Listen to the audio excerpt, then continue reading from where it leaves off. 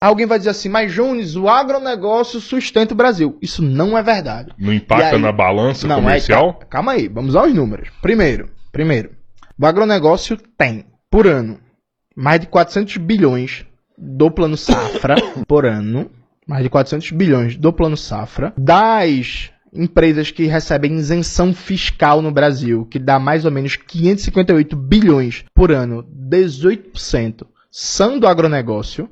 Então só aqui a gente já achou quase 1 trilhão. 400 bilhões de Plano Safra, que é juro subsidiado que o governo paga para o agronegócio, mais 18% de isenção fiscal. Mais de 500 bilhões de isenção fiscal, disso 18% é só para o agro. E aí é só para o agro, mas quando você for fazer uma análise mais detalhada, você vai ver que, por exemplo, um grupo econômico que tem um braço no agro e tem um braço no grande varejo está no ramo recebendo isenção fiscal. Só está contando a isenção do agro, mas se você estender para a cadeia produtiva, você vai ver que o agro está abancanhando quase 50% dessas isenções fiscais. Aí o agro não paga imposto na exportação, desde a aprovação da Lei Candir no governo FHC. Não só o agro, como a mineração, não paga imposto. Por ser produto primário? Por ser produto primário. Commodity não paga. Não paga. Pode vender à vontade aí. Exatamente. Desde o governo FHC até hoje. Então você já tem mais outra renúncia fiscal gigantesca. E o que é manufaturado a gente paga, o imposto importado. Paga. E que, inclusive, a Lei Candir é um dos motivos de crise permanente em Minas Gerais. Né? Porque tirou uma receita tributária gigantesca do estado de Minas Gerais, já que a pauta de exportação de Minas Gerais é basicamente minério in natura. Já a gente vai chegar lá. Mas aí não paga imposto, né? Lei Candir. Além de tudo isso, veja, além de subsídio, além de isenção fiscal, além do Plano Safra, tem subsídio para a compra de máquinas e equipamentos importados de fora, né? Tem vantagens cambiais, então você vende a soja para fora, você recebe em dólar, você tem um tempo para internalizar esses dólares em reais, podendo ficar especulando com o câmbio, esperando o momento que o câmbio está melhor para você internalizar esses dólares em reais. Se não me falha a memória, esse prazo agora é de 1 ano. Então o sujeito pode ficar especulando, esperando o melhor momento do câmbio para ele internalizar isso, que é outra mamatinha maravilhosa. Combinado é isso, o sujeito, se for pego com trabalho escravo, não perde a propriedade. A justiça é uma mãe, e a multa, via de regra, não cobre nem sequer 10% do lucro do ano. A gente viu isso no caso das vinícolas agora do Rio Grande do Sul. Os casos de multa para destruição ambiental também é uma mamata e tal. Então o que a gente está falando aqui? A gente está falando de um setor que tem todos os privilégios que você pode imaginar, que não gera emprego, não gera tecnologia. Aí você pensa assim, mas ele é responsável por trazer dólares. Não é responsável por trazer dólares num país que está se desindustrializando. Então, claro, o déficit comercial na área da saúde ano passado foi de 20 bilhões de dólares.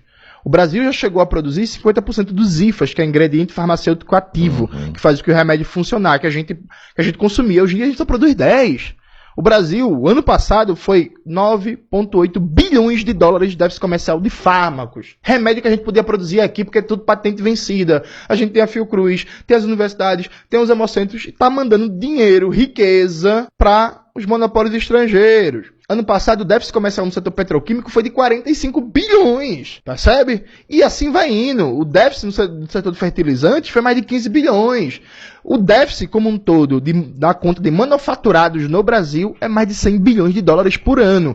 Então, assim, o agro, por ter poder econômico, ele transforma esse poder econômico em poder político e ideológico. Cada vez mais ele pauta uma política econômica, um modelo econômico que desindustrializa o país, que é a abertura comercial, quer não ter controle da conta de capitais, quer manter o mercado bancário ultra concentrado, porque ele está muito bem, porque ele tem juros subsidiados no Plano Safra, quer manter uma política de austeridade, de contenção do gasto público que impede qualquer planejamento, quer não ter planejamento nenhum, que na prática a gente não tem planejamento do ponto de vista nacional, desde o governo FHC. Então o agro, ele defende com unhas e dentes uma política que desindustrializa o país, que destrói a complexidade produtiva, que destrói a capacidade de gerar empregos qualificados, que destrói a capacidade da gente fazer um processo de substituição de importação de produtos tecnológicos. Isso promove um processo de déficit crescente da balança de pagamentos, da balança de transação corrente do país.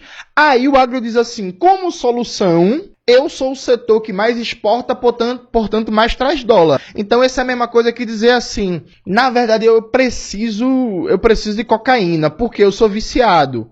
E aí se eu usar, vai passar fissura. Não, vai passar fissura. E aí você vai querer mais.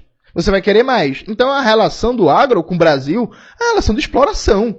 Que os caras dizem que eles estão garantindo a balança de pagamentos do país com a entrada do dólar, mas na verdade o modelo que privilegia o crescimento do agro é que faz com que o Brasil esteja cada vez mais desindustrializado e tenha problemas cada vez maior em termos de déficits comerciais crescentes em produtos complexos, em mercadorias que estão no dia a dia da vida do brasileiro. Televisão, esse microfone, esse celular, os equipamentos que estão ali, essa lâmpada, tudo isso.